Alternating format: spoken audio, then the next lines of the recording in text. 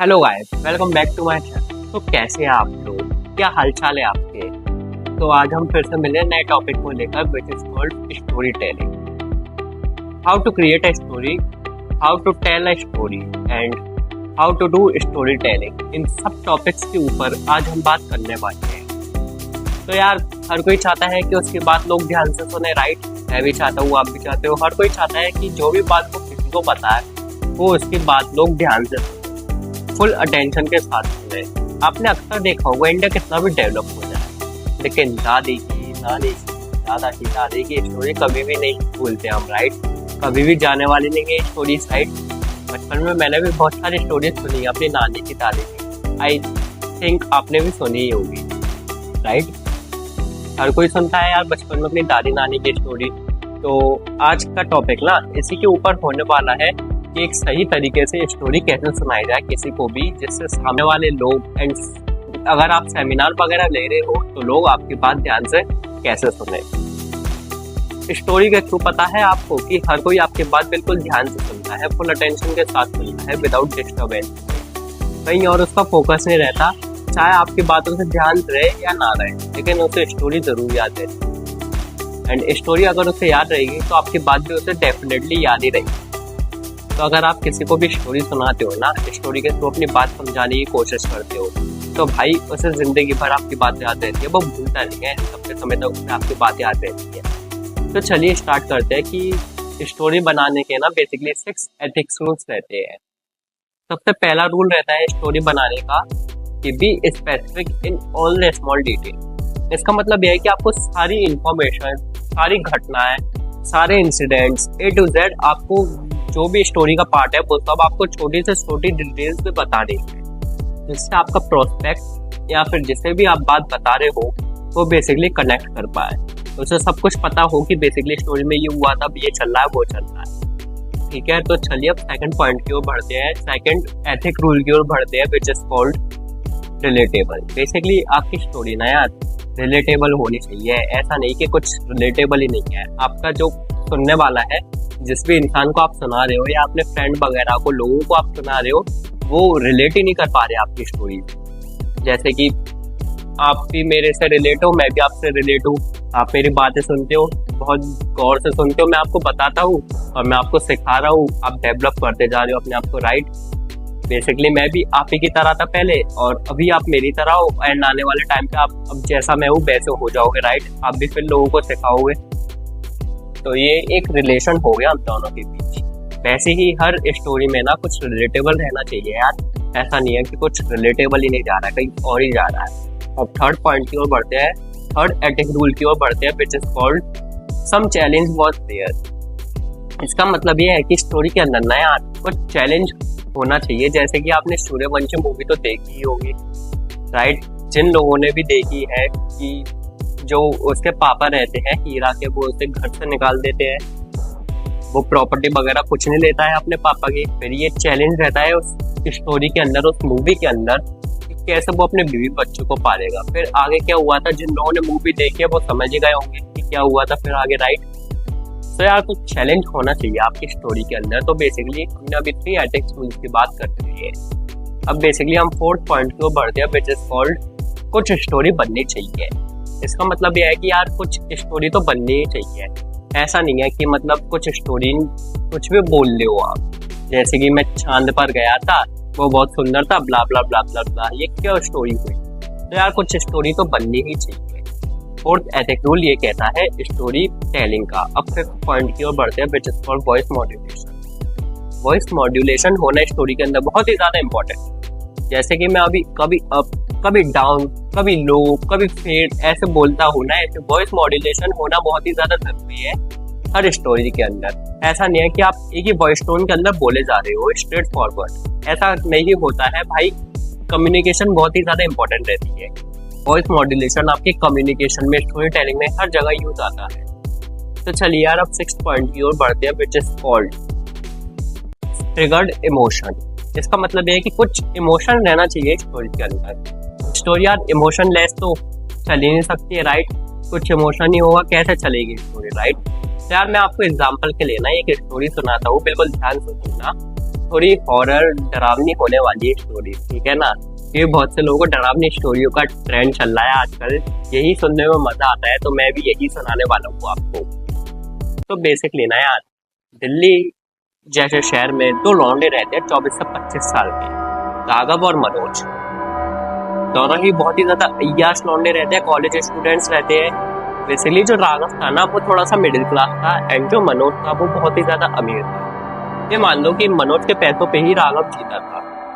मनोज उसका अच्छा दोस्त था, वो सब पार्टी वगैरह कराता था, अय्याशी कराता था। दोनों मतलब मनोज के पैसों पे ही अय्याशी करते थे, क्या आप मानते हो? तो यार एक दिन की बात है, मतलब जो राघव रहता है ना, इसका मन करता है कि हम यार एक ही रूटीन फॉलो कर रहे हैं, एक ही जगह है, बहुत दिन से कहीं पे घूमने नहीं गए हैं, तो चलो अपने दोस्त से बात करता हूँ, घूमने चलते, पैसे लेके थोड़े बहुत कहीं पे घूम आएंगे। भाई सभी का मन करता है घूमने का, मेरा भी मन करता है, मैं भी इंटरनेशनल ट्रिप तो मार ही आता हूँ हर साल में 3 से 4 बार, राइट। तो फिर वो अपने दोस्त मनोज को बताता है कि मनोज भी राजी हो जाता है। फिर मनोज उससे कहता है यार देख, मेरी जो दादी है वो मनाली की साइड रहती है, उनका बहुत बड़ा बंगला है, दोनों भाई उधर चलेंगे, अभी ठंड का मौसम हो रहा है, बहुत मजा आएगा, एंड भाई तुझे कुछ खर्चा भी नहीं करना पड़ेगा, राइट। तो भाई उसके मन में तो लड्डू फूटता है, राघव के मन में वो कहता है भाई किराए के पैसे ही बच जाएंगे, खाना पीना सब फ्री, तो चलो यार इसी के साथ चला यारों में क्या जा रहा है मेरा। तो भाई वो उसके साथ चला जाता है मनाली। तो भाई वो दोनों मनाली जाते हैं। वहां पर जैसे वो पहुंचते हैं ना, उनका जोरों शोरों से स्वागत करती है उनकी दादी भाई गले से लेके पैर से लेके कानों से लेके कम से कम 15 से 20 किलो सोना पहनी रहती है, खूब सारा सोना उनकी दादी पहनी रहती है, ठीक है ना। भाई उसका जो दोस्त रहता है राघव को चक्कर रह जाता है देख के दादी को, यार ये दादी कितना सारा सोना पहनी हुई है, इसकी दादी भी कितनी अमीर है, ठीक है ना। फिर उसकी दादी दोनों का वेलकम करती है, दोनों के लिए मतलब बेटा बेटा बुलाती है, दोनों को अच्छा कमरा दिखाती है, उनको चॉइस कराती है कौन से कमरे में आप दोनों रहना चाहते हो रह लो। फिर भाई वो कमरे में चले जाते हैं, रह लेते हैं। फिर भाई सर्दियों का मौसम रह रहा था, ठीक है ना, वो 1-1.5 हफ्ते के लिए गए थे। भाई 1 हफ्ते तक तो वो खूब ढंग से घूमते हैं। एक दिन भाई संडे का टाइम था मनाली में, ठीक है ना। उस दिन मनाली के अंदर बहुत ज्यादा गुलाबी मौसम हो रखा था, बहुत ही ज्यादा बढ़िया मौसम हुआ था मनाली के अंदर। तो भाई वो दोनों ना प्लान बनता है कि दोनों अय्याश लौंडे थे, कब तक रहते दूर। तो भाई दोनों का प्लान बनता है चलो पीकर आते हैं, दारू पी के क्लब में जाएंगे, पार्टी। दोनों जाते हैं भाई क्लब में। तो भाई वो ये समझ लो शाम को 7 बजे से लेकर रात को 12 बजे तक पीते रहते हैं, ड्रिंक करते हैं, खूब दबा के ड्रिंक करते हैं, पार्टी करते हैं। भाई फिर भी उनका मन नहीं बढ़ता है, दुखते नशे में। उसका दोस्त मनोज का दोस्त था राघव, वो कहता है कि भाई एक और हो जाए। मनोज कहता है भाई अब मेरे पास पैसे खत्म हो गए ये वो। फिर राघव जो दोस्त था मनोज का, वो उससे कहता है भाई तू इतना अमीर है, तू इतना पैसे वाला है, तो अगर ऐसे कहेगा तो कैसे चलेगा। फिर भाई उसका दोस्त की इज्जत पे बात आ जाती है, वो भी कहता है यार बात तो ये सही कह रहा है।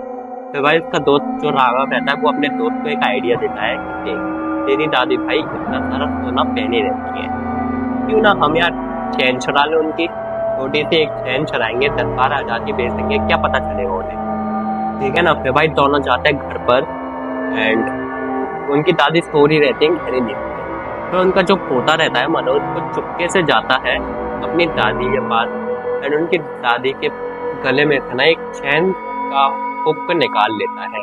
जैसे वो निकालता है ऐसे फिर दादी कहती है अबे क्या कर रहा है। भाई वो दोनों डर जाते हैं, घबरा जाते हैं। फिर उसका दोस्त जो रहता है ना राघव, वो भाई किचन से चाकू लेकर आता है। भाई उसका जो दोस्त मनोज रहता है ना, वो दादी की उंगली पे मार देता है, सारी उंगलियां काट देता है दादी, वहां पे खून हो जाता है। फिर भाई दादी दर्द के मारे बहुत तेज चिल्लाती है। फिर भाई दादी के ना वो पेट में चाकू भोंक देता है, क्योंकि वो डर जाते हैं, नशे में रहते हैं। फिर भाई ऑन द स्पॉट दादी की डेथ हो जाती है, पूरे बेड पे भाई खून हो जाता है। फिर भाई दोनों नशे में तो थे, डरे हुए थे। भाई दोनों दादी की इयररिंग्स वगैरह बेचते हैं, पैसे जो आते हैं भाई उससे दबा के पार्टी करते हैं रात को 2:30 बजे तक। फिर भाई दोनों को थोड़ा होश आता है। फिर भाई दोनों को समझ में आता है उन्होंने कितनी बड़ी गलती कर दी है, कितना बड़ा ये कांड कर दिया है। फिर भाई वो अपने दोस्त के घर मनोज के घर पे जाता है मनोज को लेकर। एंड भाई दोनों ना दादी को चुपचाप से उनकी बॉडी लेके रूम की हालत सही करके दादी को भाई दफनाने चले जाते हैं शमशान घाट के अंदर। वहां पर भाई वो दादी को दफना देते हैं, ठीक है ना। तो भाई वो जब वापस लौट रहे होते हैं ना बाहर से, तो भाई रियरव्यू मिरर पे ना दोनों को दादी सड़क दिख रही थी, दादी आती हुई दिख रही थी पीछे। तो भाई वो घर पे पहुंचता है तो उन्हें आता, उन्होंने घर का गेट लगाया था, मेन डोर लगाया था, लेकिन भाई घर का मेन डोर तो खुला रहता है। भाई जैसे वो दोनों अंदर पहुंचते हैं ना, वहां से दादी निकल कर आती है। भाई दोनों हैरान हो जाते हैं दादी को देख के, दादी आप ऐसे ऐसे भाई दोनों करते हैं, दादी कैसे आ गई यहाँ पे, दादी को तो हमने मार दिया था। दोनों भाई बहुत सारे क्वेश्चन होते थे दोनों के दिमाग में। तो भाई पता है क्या होता है, दादी उनके लिए कहती है तुम इतने डरे हुए काहे को, बैठो मैं तुम्हारे लिए पानी लेकर आती हूँ। तो भाई दादी उन दोनों के लिए पानी लेकर आती है। जैसे वो पानी का गिलास लाती है, उनके हाथ नहीं थे। जैसे वो पानी का गिलास लाती है, उनके हाथ नहीं थे। दोनों पूछते दादी आपका हाथ कहाँ गया। दादी कहती है मेरा हाथ। फिर भाई जैसे वो गिलास की तरफ देखते हैं ना, वहां पर खून खून आने लगता है।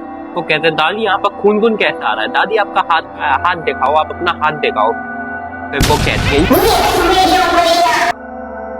Cool down guys, cool down, cool down, it's just a story. तो ऐसा बनती है एक अच्छी खासी स्टोरी।